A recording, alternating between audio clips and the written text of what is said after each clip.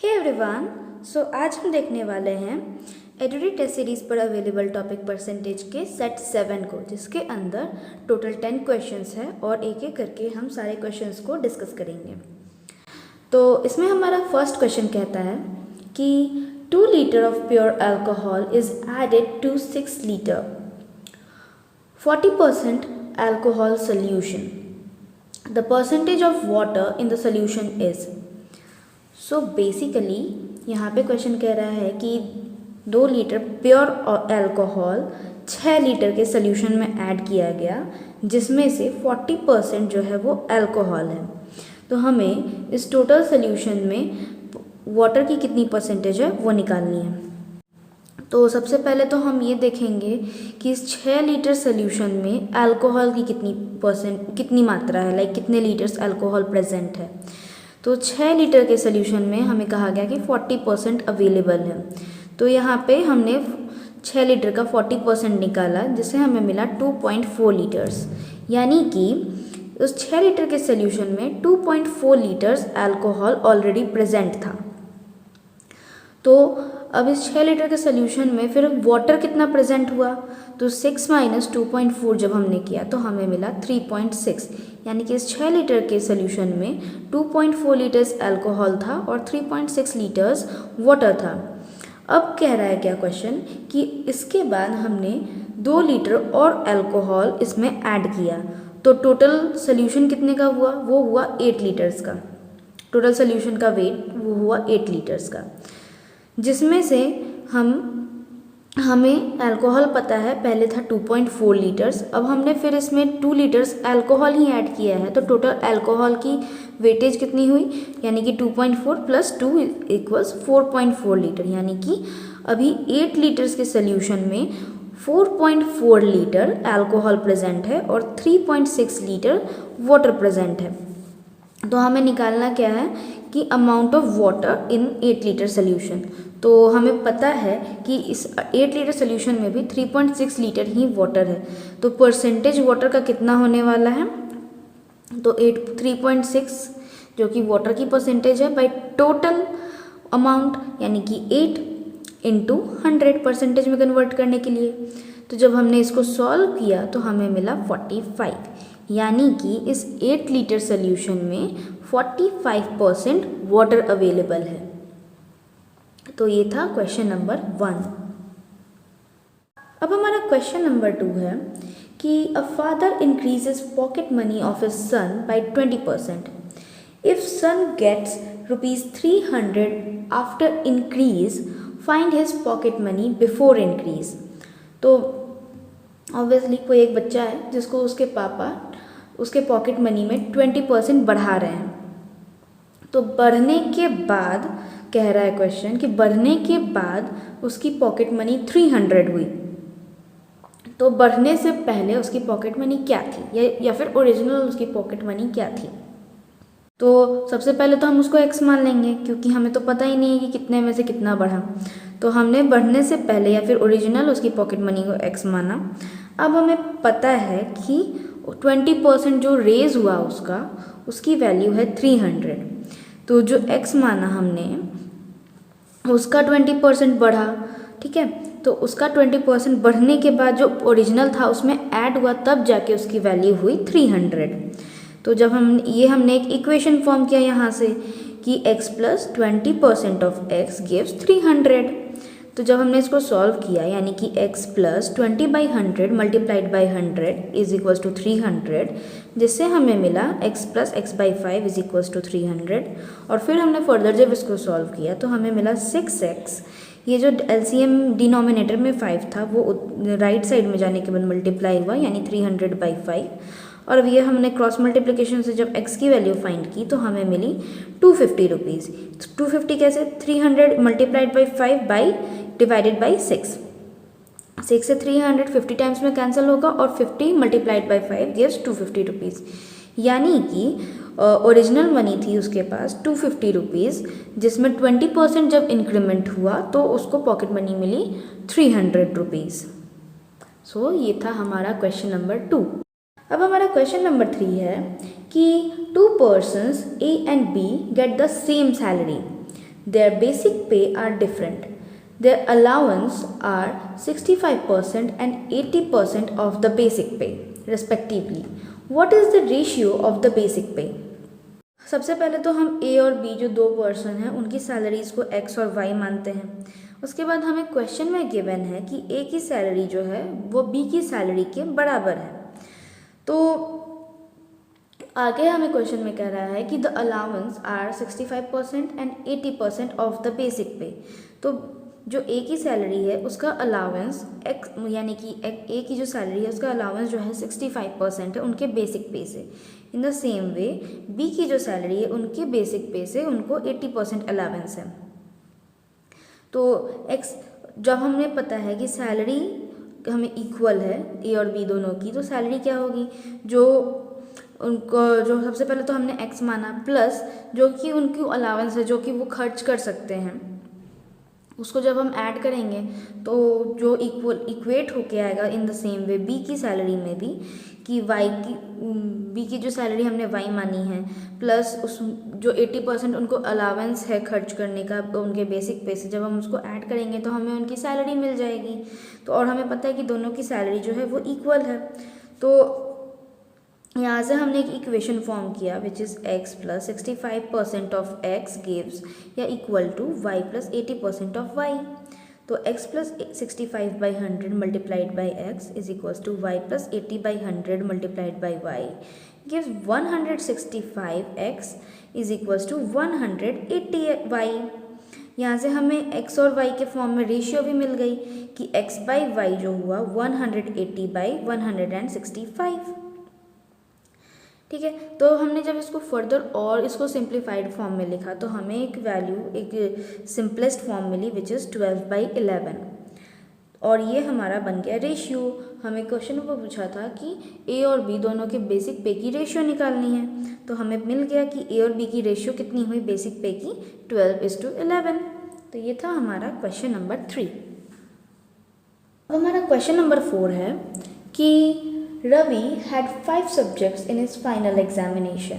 The maximum marks in each subject are 100. If his percentage in 4 subjects is 80 and he scores 65 marks in the 5th subject, determine his overall percentage for the 5 subjects. Question में हमें पता है कि पांचों subjects की जो maximum marks हो सकती है वो है 100 और हमें 4 सब्जेक्ट्स की परसेंटेज पता है विच इज़ 80. तो 4 सब्जेक्ट्स का जो मैक्सिमम मार्क्स इन टोटल होगा वो होगा 400 और उसमें से रवि ने स्कोर किया है 80%, यानी कि 80% ऑफ 400 क्या हुआ 320, यानी कि he score 320 marks in overall 4 subjects. अब उनका एडिशन सब्सट्रैक्शन चारों सब्जेक्ट्स का अलग अलग कुछ भी हो सकता है, कोई भी मार्क्स हो, बट इन टोटल 4 सब्जेक्ट्स के उसने 320 मार्क्स स्कोर किए. ठीक है. अब हमें पता है कि 5th सब्जेक्ट की उसकी मार्क्स कितनी है विच इज़ 65 मार्क्स उसने 5th सब्जेक्ट में गेन किया. तो उसका टोटल पांचों सब्जेक्ट्स का टोटल मार्क्स कितना हुआ which is 320 plus 65 which gives 385, यानी कि पांचों सब्जेक्ट मिला के रवि ने स्कोर किया 385 मार्क्स. अब हमें निकालना है कि ओवरऑल परसेंटेज स्कोर इसका पांचों सब्जेक्ट का कितना हुआ. तो हमें तो पता है कि पांचों सारे सब्जेक्ट के मैक्सिमम मार्क्स 100 है, यानी कि 5 सब्जेक्ट के टोटल मार्क्स हुए 500 और आउट ऑफ 500 रवि ने स्कोर किया 385. अब परसेंटेज में हमें इस कन्वर्ट करने के लिए जो हमें चाहिए, जिसका हमें मतलब जो हमें गिवन जितना का परसेंटेज हमें निकालना है बाय टोटल जो मार्क्स इसको आए हैं, जितना इसने गेन किया marks by total marks multiplied by जब हम 100 करेंगे तो हमें मिल जाएगा कि इसके परसेंटेज स्कोर कितनी है. तो हमें जब इसको कन्वर्ट किया तो हमें मिला 77%, यानी कि रवि को ऑन एंड ऑल या ओवरऑल पांचों सब्जेक्ट्स मिलाकर 77% इसने स्कोर किया है. हमारा क्वेश्चन नंबर 5 है कि in a survey of a town, it was found that 65% of the people surveyed watch the news on TV, 40% read a newspaper and 25% read a newspaper and watch the news on TV? What percent of the people surveyed neither watch the news on TV nor read a newspaper? तो इस type का question हम अपने पिछले set में यानी set 6 में already कर चुके हैं, तो सेम ही क्वेश्चन है। फिर भी एक सर्वे हुआ इसी एक टाउन में और उसमें हमें पता चला जितने भी लोगों का सर्वे हुआ उसमें से 65% पीपल जो ऐसे हैं उन वो ये न्यूज़ देखते हैं टीवी पे, और 40% लोग जो ऐसे हैं वो न्यूज़पेपर पढ़ते हैं, और उसके बाद 25% ऐसे लोग हैं जो कि न्यूज़पेपर भी पढ़ते हैं और टीवी भी देखते हैं, टीवी पे भी न्यूज़ देखते हैं। तो ऐसे कितने लोग हैं या फिर ऐसे कितनी परसेंटेज लोग हैं जो कि ये दोनों में से कुछ भी नहीं देखते, ना न्यूज़पेपर पढ़ते हैं और ना ही टीवी पे न्यूज़ देखते हैं? तो उसके लिए सबसे पहले तो हमें पता है कि टोटल एग्रीगेट यानी कि टोटल नंबर जो होगा वो 100% में से ही इनका जो भी सब्सट्रैक्शन होगा या एडिशन होगा। तो टोटल हमें पता है 100। अब उसमें से हमें सब्सट्रैक्ट करना है जो 65% पीपल जो टीवी देखते हैं और 40% पीपल जो हैं जो न्यूज़पेपर पढ़ते हैं। तो इन दोनों के सम को अगर हम इसमें से सब्सट्रैक्ट करें तो हमें एक ओवरऑल मिलेगा, लेकिन हमें पता है कि 25% ऐसे लोग हैं जो कि दोनों पढ़ते हैं। तो जब हम ऑन एन एवरेज देखेंगे तो 25% जो है वो इन दोनों कैटेगरी में ऑलरेडी आ जाते हैं, क्योंकि ये दोनों चीज़ कर रहे हैं। यानी कि अगर देखा जाए तो टीवी का जब सर्वे लिया गया तो वो इसमें भी आ सकते हैं, जब 40% न्यूज़पेपर का सर्वे लिया मतलब न्यूज़पेपर के बारे में पूछा गया तो ये उसमें भी जा सकते हैं। इसी के लिए हम यहाँ से 25 को सब्सट्रैक्ट करेंगे। तो हमने जब इसको एक सम बनाया या फिर एक इक्वेशन बनाया जिसमें 100 माइनस 65 प्लस यहाँ एक ब्रैकेट है 65 प्लस 40 माइनस 25 किया तो हमें मिला 80, और जब हमने 100 में से 80 को सब्सट्रैक्ट किया तो हमें मिला 20%। यानी कि ऑन एन एवरेज या फिर ऑन एन ऑल 20% लोग ऐसे हैं जो ना ही टीवी देखते हैं, ना ही टीवी पे न्यूज़ देखते हैं और ना ही न्यूज़पेपर पढ़ते हैं। तो ये था सिंपल इजी क्वेश्चन नंबर 5। अब हमारा क्वेश्चन नंबर 6 है कि the ratio of the number of girls to the number of boys in a town is 90%। If the total number of boys and girls in the town is 190, how many girls are in the town? तो इस type का question हम already कर चुके हैं अपने पिछले sets में। तो हम सबसे पहले तो नंबर ऑफ़ गर्ल्स को x मानेंगे, उसके बाद हम नंबर ऑफ़ बॉयज़ को y मानेंगे। हमें पता है on and total x plus Y यानी कि नंबर ऑफ़ गर्ल्स और नंबर ऑफ़ बॉयज़ कितने हैं 190, on an average on an all students हैं 190, और हमें ये भी पता है कि गर्ल्स और बॉयज़ की रेशियो जो है वो 90% है। 90% यानी कि 90/100, यानी कि गर्ल्स इस टू बॉयज़ की जब रेशियो है 90/100 यानी 9/10। तो यहाँ से हमें एक इक्वेशन मिला 10x is equals to 9y, sorry यहाँ 19 नहीं 9 है, 10x is equals to 9y। ठीक है, अब ये जो हमारा इक्वेशन 1 हमने फॉर्म किया था which is x plus Y is equals to 190। अब यहाँ पे हम इस वाले इक्वेशन के थ्रू x या y की अगर वैल्यू डालेंगे तो हमें कोई एक चीज़ की वैल्यू मिल जाएगी। यहाँ पे सबसे पहले तो हमें नंबर ऑफ़ गर्ल्स क्वेश्चन में फाइंड करना है, इसी के लिए हम y की वैल्यू डालेंगे ताकि हमें यहाँ पे से x जिसको हमने नंबर ऑफ़ गर्ल्स माना है वो मिल जाए। तो y हमें यहाँ से मिला 10x/9, और जब हमने y की वैल्यू इक्वेशन नंबर 1 में पुट की यानी कि x plus 10x/9 is equals to 190, तो हमें मिला 9x plus 10x is equals to 190 multiplied by 9। और जब हमने इसको फर्दर सॉल्व किया x की वैल्यू फाइंड करने के लिए तो हमें मिला 190 multiplied by 9 overall divided by 19। तो 19 से 119 10 टाइम्स कट गया, कैंसिल आउट हुआ, जिससे हमें मिला 10 मल्टीप्लाइड बाई 9 गिव्स 90, यानी कि नंबर ऑफ गर्ल्स है 90 और नंबर ऑफ बॉयज़ हुए 190 माइनस 90 गिव्स 100, यानी कि उस स्कूल में 90 गर्ल्स हैं और 100 बॉयज़ हैं। हमने यहाँ तक अभी क्वेश्चन नंबर 6 तक कंप्लीट कर लिया है। अब हमारा क्वेश्चन नंबर 7 है कि a merchant sells an article by increasing its cost by 10% first and then reducing it by 10%। what is the net effect to the merchant in that business? So basically कोई एक article है जिसको उस merchant ने पहले 10% बढ़ा के बेचा और उसके बाद फिर उसने 10% घटा दिया, तो ऑन एंड ऑल या फिर ऑन उस पर मर्चेंट पे नेट इफेक्ट कितना पड़ा, उसको अगर प्रॉफिट हुआ तो कितना का प्रॉफिट हुआ, या फिर लॉस हुआ इन केस तो कितना लॉस हुआ। तो सबसे पहले हम यहाँ पे एक अजम्पशन रखेंगे जिसमें हम उस आर्टिकल की प्राइस को 100 मानते हैं। उसके बाद जब हम क्वेश्चन में सबसे पहले उस आर्टिकल की प्राइस बढ़ी 10% से, तो 10% का जब 100 का हमने 10% निकाला तो हमें मिला 10/100 मल्टीप्लाइड बाई 100, तो हमें मिला 10, यानी कि उस आर्टिकल की प्राइस 10% बढ़ने के बाद कितनी हुई, विच इज़ 100 + 10, तो यहाँ से मिला 110, यानी कि उस आर्टिकल की प्राइस 10% बढ़ने के बाद उसकी वैल्यू हुई 110। अब क्या कह रहा है क्वेश्चन में कि इसके कुछ टाइम के बाद फिर उस मर्चेंट ने अपने प्राइस को फिर से 10% घटा दिया, तो घटा किस में से, 110 में से फिर उसने 10% रिड्यूस किया उसकी प्राइस। तो जब हमने 110 का 10% निकाला तो हमें मिला 11, कैसे, 10/100 मल्टीप्लाइड बाई 110, तो यहाँ से 0 से 0 कैंसिल आउट करके हमें मिला 11। तो अब न्यू प्राइस क्या बनी डिक्रीमेंट होने के बाद, तो 110 यहाँ पे रिडक्शन हो रहा है, डिक्रीज़ किया उसने, इसी के लिए हम लोगों ने यहाँ पे सब्सट्रैक्ट किया 11 को, क्योंकि 10% 110 का 11 हमें मिला था। तो जब 110 में से 11 माइनस हुआ तो हमें मिला 99।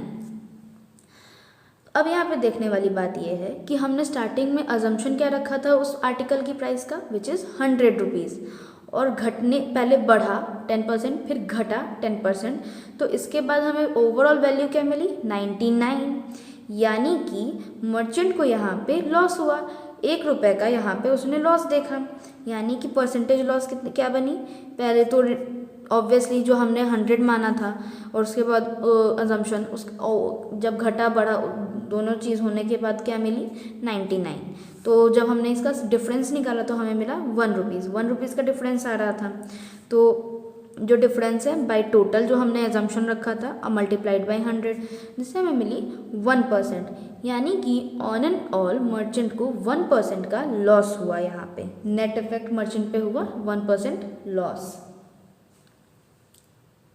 अब हमारा क्वेश्चन नंबर 8 है कि the length and breadth of a rectangular field are both increased by 20%, by what percent is the area increased.